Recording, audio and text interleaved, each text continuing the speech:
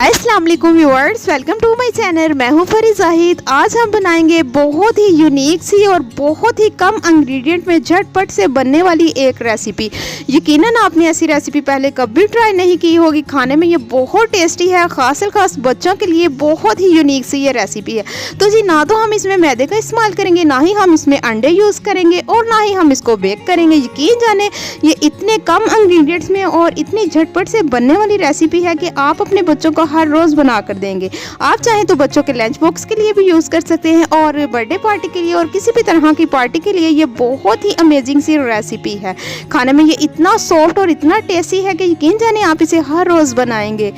Video अच्छी लगी तो शेयर लाइक ज़रूर कीजिएगा और मुझे प्यारा से कमेंट्स करके बताइएगा कि आज की रेसिपी आपको कैसी लगी। और अगर आप मेरे चैनल पे फर्स्ट ऑफ ऑल है तो मेरे चैनल को कर लें सब्सक्राइब, ताकि मेरी हर आने वाली न्यू वीडियो आप तक जल्द से जल्द पहुंच सके। बिना टाइम वेस्ट किए हम आ जाते हैं अपनी रेसिपी की तरफ। सबसे पहले हमें चाहिए होगा एक पैन। अब हम इसमें ऐड करेंगे 1/3 कप शुगर और साथ ही साथ हम इसमें हाफ कप के करीब कोको पाउडर ऐड करेंगे। अब हम विक्स की मदद से इसको अच्छे तरीके से मिक्स करेंगे और साथ ही साथ हम इसमें 2 कप दूध ऐड करेंगे। सो फ्रेंड्स, दूध जो है हल्का नीम गर्म है। अगर आप ठंडा दूध यूज़ करेंगे तो कोको पाउडर को मिक्स करना थोड़ा सा मुश्किल हो जाएगा। अच्छे तरीके से हम इसको मिक्स करेंगे ताकि इसमें जो गुठलियाँ बनती हैं वो बिल्कुल एक जैसी हो जाए। सो फ्रेंड्स, अगर आप ग्राम के हिसाब से यूज़ करना चाहेंगे तो मैं डिस्क्रिप्शन में मेंशन कर दूँगी।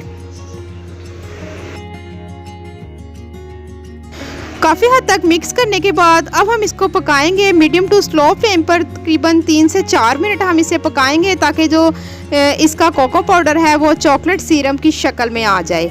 तो जी यहाँ पर आप देख सकते हैं ये पकना शुरू हो चुका है, लेकिन अभी बहुत ज़्यादा पतला है। हमें इस तरह का टेक्सचर नहीं चाहिए, तो इसे हम और थोड़ी देर पकाएंगे। और साथ ही साथ यहाँ पर मैंने 40 ग्राम के करीब ब्लैक चॉकलेट ले ली है। आप चाहें तो कोई सी भी चॉकलेट यूज़ कर सकते हैं। तो साथ ही साथ हम इसमें 40 ग्राम बटर ऐड करेंगे। बटर से बहुत ही मज़े का टेस्ट आएगा। तो फ्रेंड्स, मेरी हर वीडियो में यही कोशिश होती है कि मैं आपके साथ बहुत ही इजी और शॉर्ट तरीके के साथ रेसिपी शेयर करूं और मिनिमम बजट में रहकर करूं और कम से कम इंग्रेडिएंट यूज़ करूं। तो जी अच्छे तरीके से मिक्स करने के बाद ये काफ़ी हद तक जो है गाढ़ा होना शुरू हो चुका है। तो जैसे ही ये गाढ़ा होगा इसे हम ठंडा कर लेंगे। तो जी अगर आप बेकिंग के लवर हैं तो मेरे चैनल पर विजिट करें। बेकिंग के मुतालिक और बहुत सारी रेसिपीज़ आपको देखने के लिए मिलेंगी। वीडियो अच्छी लगी तो शेयर लाइक करना बिल्कुल भी ना भूलिएगा और मुझे प्यारा से कमेंट्स करके बताइएगा कि आपको मेरी रेसिपी कैसी लगी। तो काफ़ी हद तक ये पक चुका है। अब फ्लेम को कर देंगे हम ऑफ। चले जिसे हमने हटा दिया है साइड पर। यहाँ पर मैंने एक बाउल ले लिया है और यहाँ पर मैंने 3 पैकेट बिस्किट के ले लिए हैं। सो फ्रेंड्स, आप कोई भी बिस्किट यूज़ कर सकते हैं, लेकिन ज़ीरा प्लस और टक बिस्किट जो है बिल्कुल भी ना यूज़ कीजिएगा। लेकिन जब भी आपने बिस्किट यूज़ करने हैं अनसाल्टेड यूज़ करने हैं, यानी कि बिस्किट हमने जो है स्वीट लेने हैं। तो इसको हम निकाल लेंगे। पैकिंग से निकालने के बाद इसको हम अच्छे तरीके से ग्राइंड कर लेंगे। बहुत ज़्यादा हमने इसको चूरा नहीं करना। यहाँ पर आप देख सकते हैं चॉपर में मैंने इसको इस तरह से ग्राइंड कर लिया है। थोड़ा सा साथ में चूरा है और थोड़े से इसके मोटे मोटे से पीसीज हैं। तो अब हमने जो अपना चॉकलेट सिरप रेडी किया था वो हम इसमें ऐड कर देंगे। अच्छा जी, मैं आपको एक और बात बता दूं, अगर आप चॉकलेट घर पर नहीं रेडी करना चाहे तो आप कोई भी चॉकलेट लेकर उसको मेल्ट करें और इसमें ऐड कर दें, तो भी ये झटपट से बन जाएगा। तो हमने सारी चॉकलेट एक ही दफ़ा ऐड नहीं करनी। तो यहाँ पर मैंने एक बटर पेपर ले लिया है।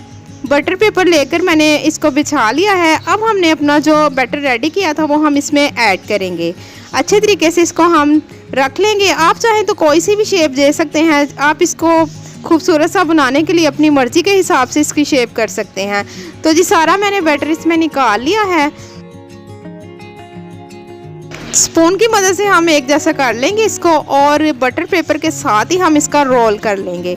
रोल करने के बाद हम इसको कम से कम 3 घंटे के लिए फ्रीज़र में रखेंगे। उसके बाद हम इसको जो है रेडी करेंगे। तो बहुत ही मज़े का, बच्चे यकीन जाने बहुत खुश होंगे इसे खाकर, क्योंकि बच्चों को तो वैसे भी चॉकलेट बहुत फेवरेट होती है, बहुत ज़्यादा पसंद होती है। तो इंशाल्लाह इसी तरह की मैं आपके लिए मज़े की रेसिपी लाती रहूँगी।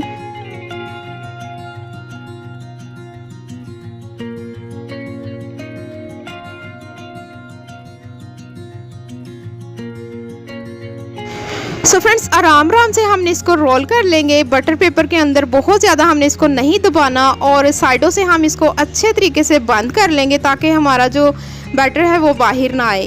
इस तरफ से भी हम इसी तरह से बंद कर लेंगे और इसको हम छोड़ देंगे 2 से 3 घंटे के लिए फ्रीज़र में, ताकि ये सेट हो जाए।